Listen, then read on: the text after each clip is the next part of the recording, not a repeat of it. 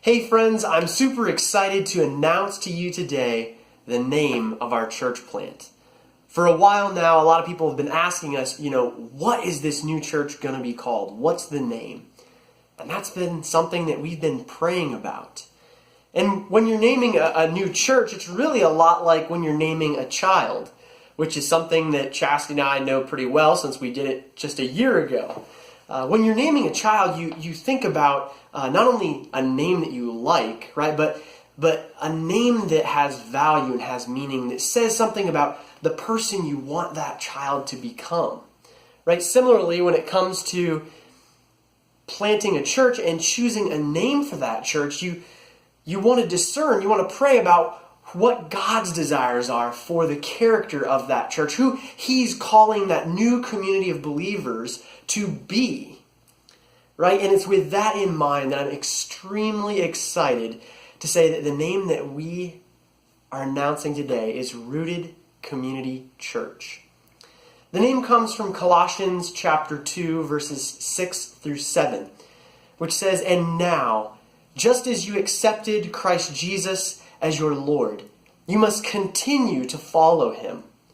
Let your roots go down into Him, and let your lives be built upon Him.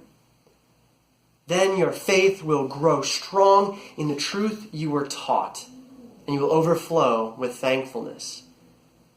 Like, friends, if we're honest about it, so often we build our lives on so many different things.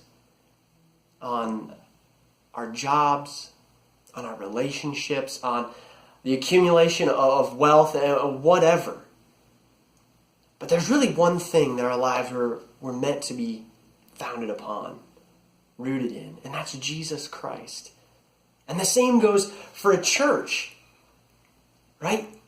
That a church is called to be a community of believers rooted in one thing, and that's Jesus Christ. Because Jesus, for both our lives and for the church, is the only one who is a sure foundation, right? The only one who's a giver of life, right? That's why Paul said that to the Colossians, and that's why it's something so important that we felt it should be part of the name of this new church.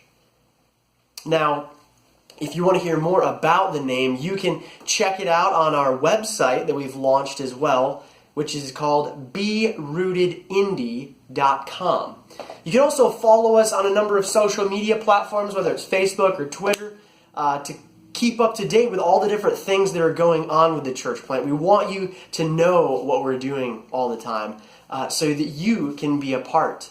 We'd like to invite you to be a part of our church plant, whether it's praying, giving, or even being part of the launch team.